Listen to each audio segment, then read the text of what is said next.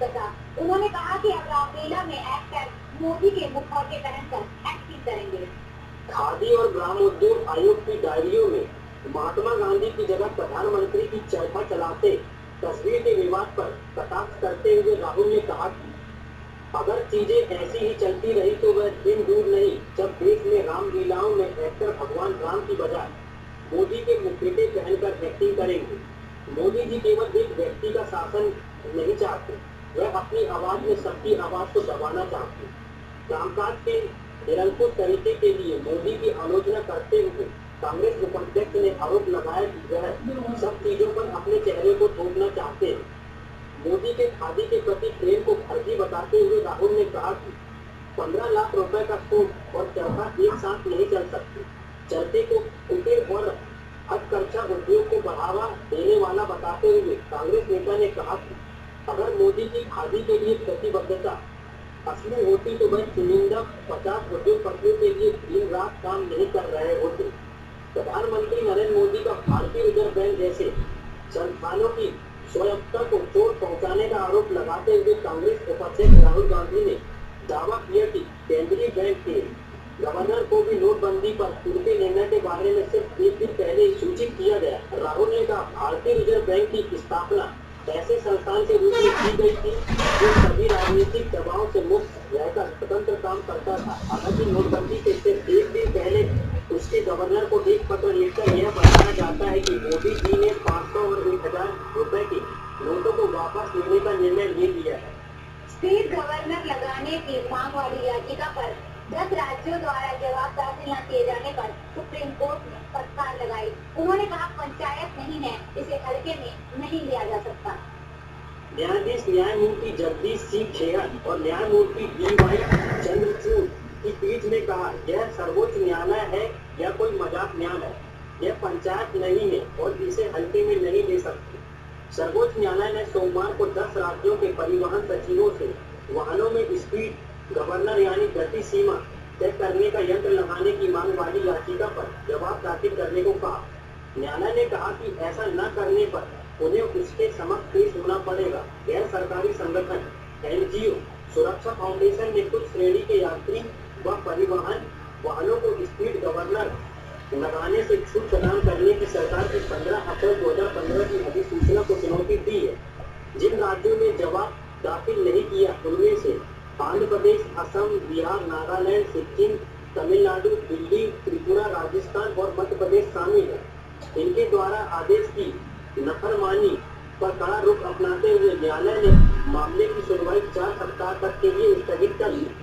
सर्वोच्च न्यायालय ने देश भर के वाहनों से स्पीड गवर्नर लगाने की एक एनजीओ की मांग वाली जनहित याचिका पर केंद्र सरकार, सभी राज्य सरकारों और केंद्र शासित प्रदेशों से 20 नवंबर 2015 को जवाब मांगा था। सर्वोच्च न्यायालय ने कुछ यात्री व वाणिज्यिक वाहनों को स्पीड गवर्नर लगाने से छूट के तर्क पर सवाल उठाया था, क्योंकि केंद्रीय मोटर वाहन नियम के तहत इन वाहनों में स्पीड गवर्नर लगाना अनिवार्य है। वाहनों को स्पीड गवर्नर लगाने से छूट को चुनौती देते हुए याचिकाकर्ता ने तर्क दिया था कि यही वाहन अधिकांश सड़क दुर्घटनाओं के जिम्मेदार होते हैं। महिला कमांडर उषा किरण नक्सलियों से छत्तीसगढ़ में लोहा ले रही हैं। छत्तीसगढ़ के बक्सर में एक महिला कमांडर नक्सलियों से लोहा ले रही है। इस महिला कमांडर का नाम उषा किरण है। ये महिला कमांडर आज हाथ में AK-47 लेकर खतरनाक जंगलों में ड्यूटी कर रही है और भूपाल नक्सलियों के गोदो हाथ कर रही है। उषा किरण CRPF की 80वीं बटालियन में असिस्टेंट कमांडेंट के पद पर काबिज है। उषा नक्सली इलाके में तैनात हुई देश की पहली महिला CRPF अफसर है और रायपुर से 350 किलोमीटर दूर बस्तर के दरभा डिवीजन के CRPF के कैंप में है। बस्तर की झीरम घाटी दरभा डिवीजन में आती है, जहां 4 साल पहले एक बड़े कांग्रेसी नेता समेत 34 लोगों को नक्सलियों ने मार गिराया था। CRPF 27 साल की उषा के DNA में पोस्टिंग के लिए नक्सली इलाका उषा की पहली पसंद थी। उषा के आने के बाद बस्तर के ग्रामीण इलाकों की महिला को एक नई किरण दिखी है। उषा हर ऑपरेशन में जवानों की अगुवाई करती है।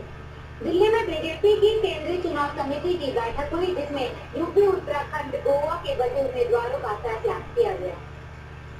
बैठक सुबह 11 बजे बीजेपी मुख्यालय में शुरू होगी। इस बैठक में प्रधानमंत्री नरेंद्र मोदी, पार्टी अध्यक्ष अमित शाह और समिति के अन्य सदस्य सीईसी शामिल होंगे।